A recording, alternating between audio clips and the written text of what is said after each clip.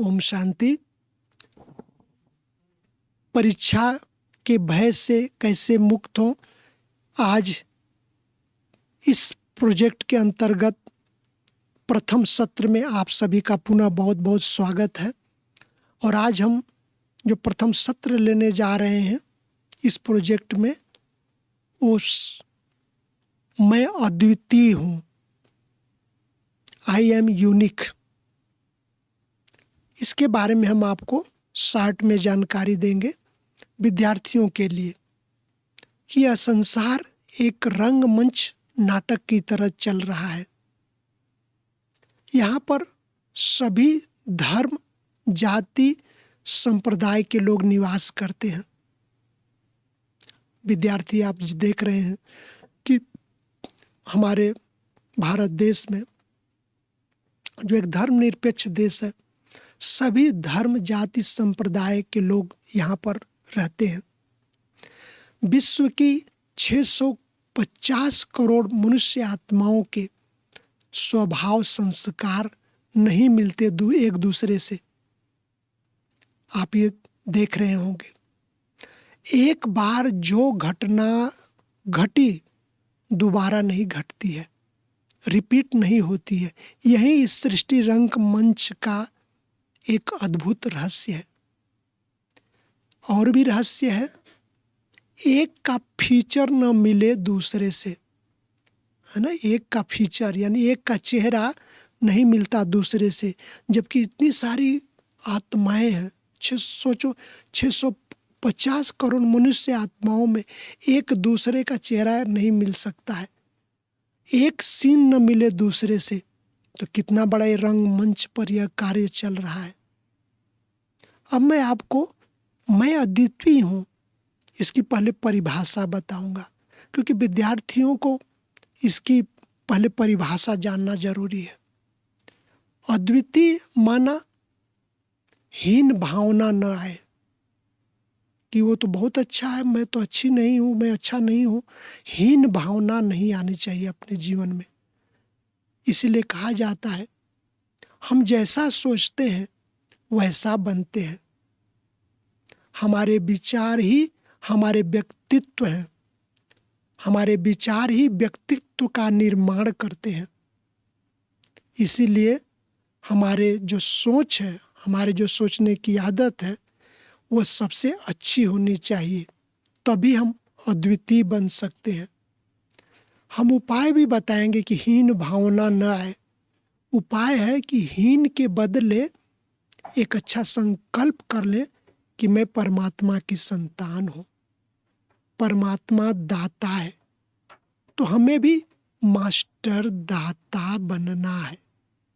ये हमें अपने जीवन में जरूर लाना है। और इसके बाद हम हीन भावना से बच जाएंगे, है ना। ये संकल्प करना है। रोज सवेरे उठते ही संकल्प कर दे कि मैं परमात्मा की संतान हूँ। परमात्मा दाता है तो हम भी मास्टर दाता हैं, तो हीन भावना धीरे धीरे अपने जीवन से समाप्त हो जाएगी। दूसरी बात, मैं अद्वितीय हूँ इसकी दूसरी परिभाषा कि कभी किसी से तुलना ना करें, ना। तुलना नहीं करना है, नहीं तो हमारे अंदर हीन भावना आ जाएगी। कई लोग तुलना करते हैं, अरे वो तो बहुत धनवान घर का बच्चा है, मैं तो गरीब घर का हूँ, तो हीन भावना आती है। तुलना नहीं करना है किसी से। वो हमसे बहुत आगे स्टूडेंट गए हैं, मैं पीछे हूँ, मैं नहीं कर सकता। नहीं, हीन भावना नहीं आने देने का।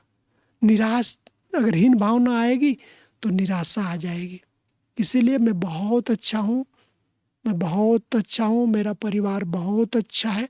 रोज अच्छा सोचें कि मैं अद्वितीय हूँ, हमारे जैसा कोई नहीं है, भगवान ने मुझे बहुत अच्छा बनाया है, तो हमें मैं अद्वितीय हूँ ये सोचना है। एक और परिभाषा कि मैं अद्वितीय हूँ तो अभिमान भी न आए कि अब मेरे जैसा तो कोई नहीं है, तो ये अभिमान में भी नहीं आना है। मैं अच्छा हूँ, मैं अद्वितीय हूँ, ये ऐसे सोचते रहेंगे तो देखेंगे आपके विचार हमारे व्यक्तित्व का निर्माण करेगा।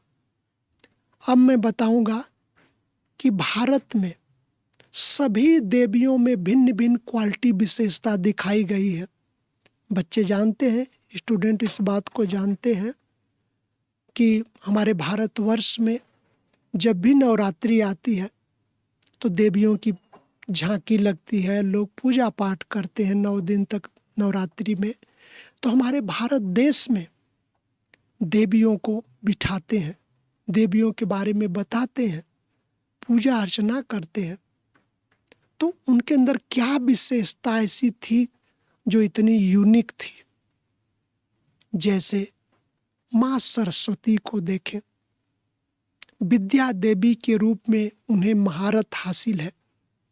आज भी विद्यालयों में हम जाते हैं तो माँ सरस्वती का पूजन वंदन करते हैं। कोई भी कार्य शुरू करने से पहले माँ सरस्वती का पूजन अर्चन करते हैं कि विद्या की देवी है। इसलिए आज सभी भारतवर्ष के विदेशों में भी जहाँ भी विद्यालय है माँ सरस्वती की प्रतिमा जरूर रखते हैं या मूर्ति जरूर रखते हैं, क्योंकि विद्या ददाति विनयम कहा जाता है। विद्या से हमारे अंदर विनम्रता आती है, तो माँ सरस्वती का जरूर लोग ध्यान करते हैं। क्या उनके अंदर इतनी महारत हासिल थी कि विद्या की देवी थी।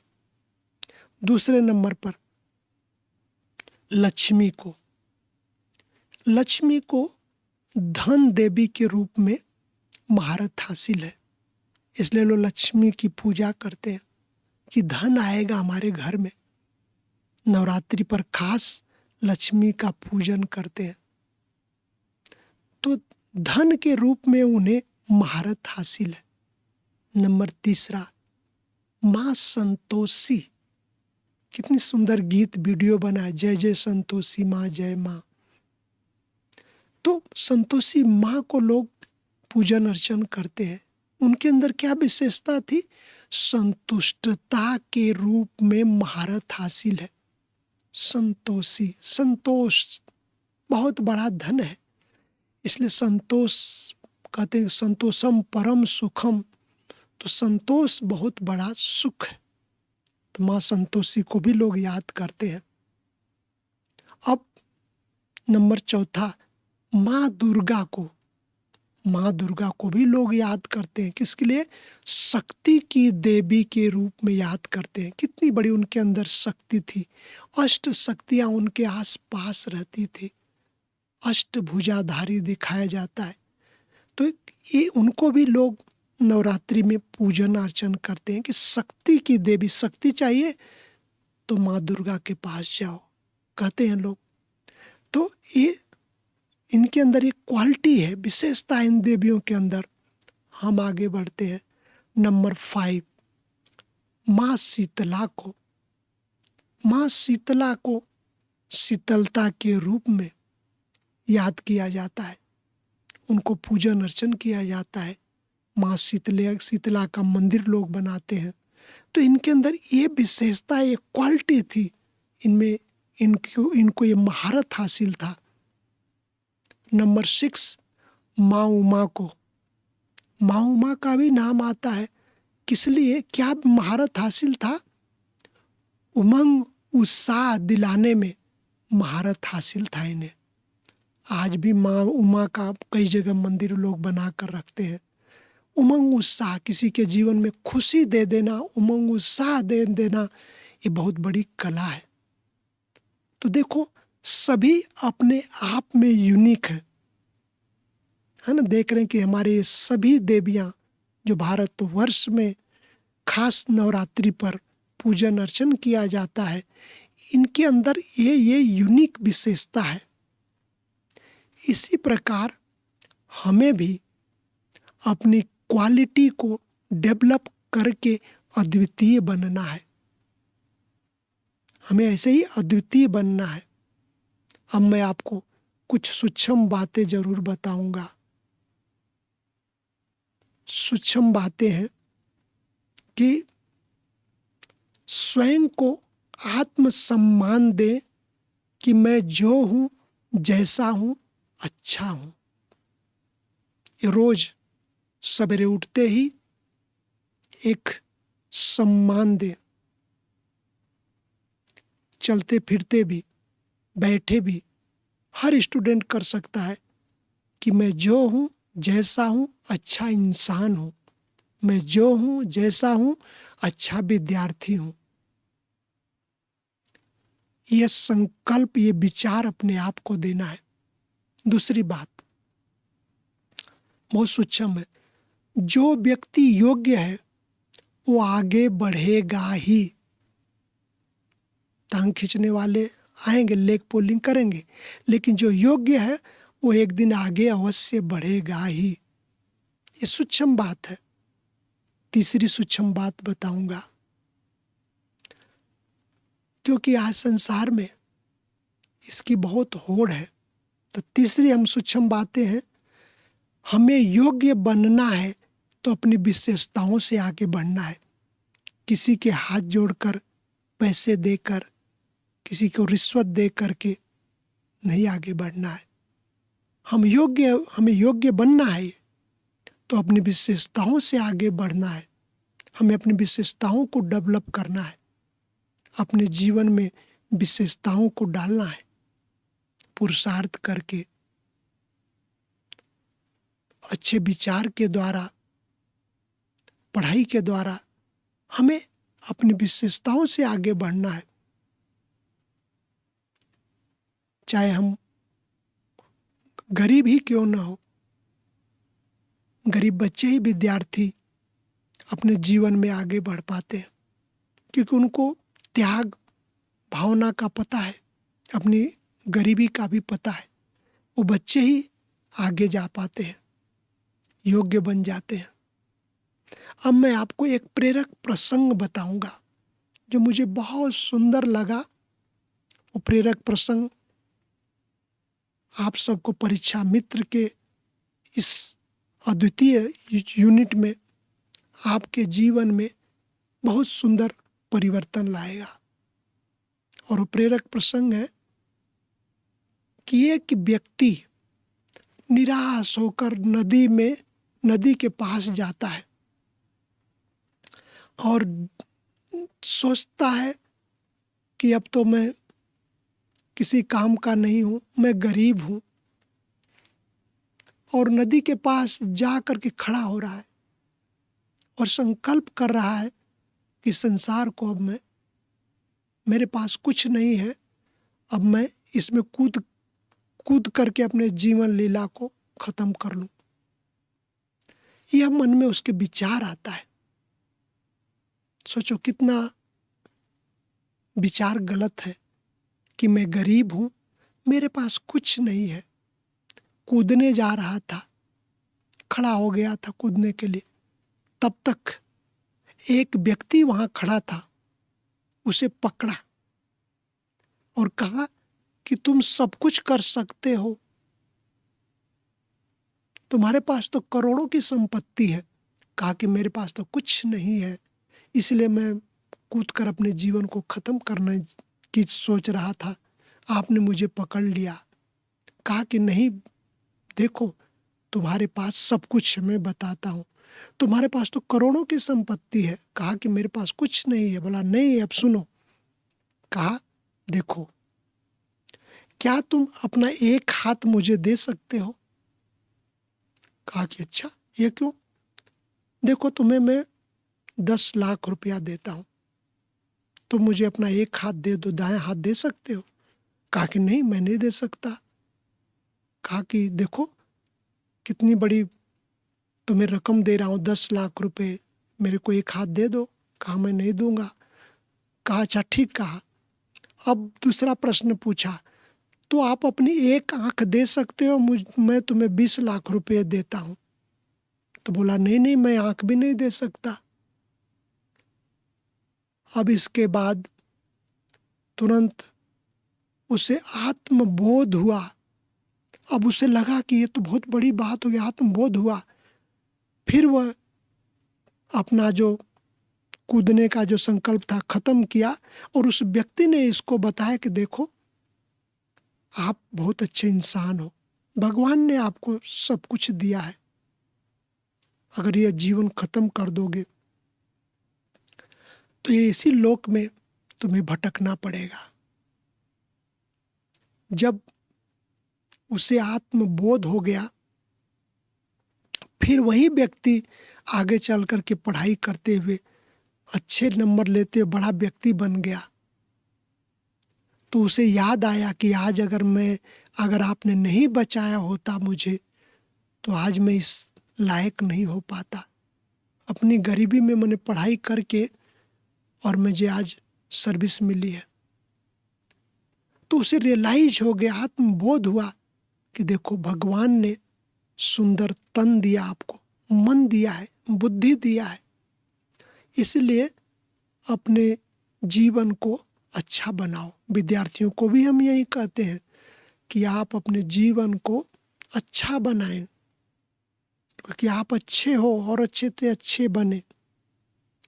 इसलिए न भूतकाल की चिंता करो, न भविष्य में की चिंता करो कि हमें तो अभी भूतकाल में तो रहना ही नहीं है, बीती बातों को भी भूल जाना है। हाँ, भविष्य में हमारे जैसा दूसरा इंसान हो सके, है ना। तो अपने आप को कि आई एम यूनिक, मैं बहुत सुंदर हूँ, मैं बहुत अच्छा हूँ, मुझे अच्छा इंसान बनना है, मुझे अच्छा विद्यार्थी बन करके इस अपने माता पिता का नाम रोशन करना है और इस विद्यालय का नाम रोशन करना है। तो इस अच्छे विचार के साथ अपने जीवन का मूल्य समझते हुए आगे बढ़े।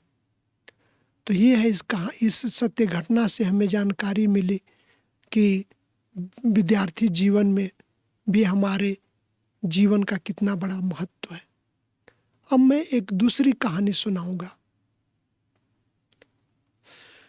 यह भी आपके सामने बहुत सुंदर, जिसके आधार से मैं अपने आप को आई एम यूनिक और अपने जीवन का महत्व समझ जाएंगे।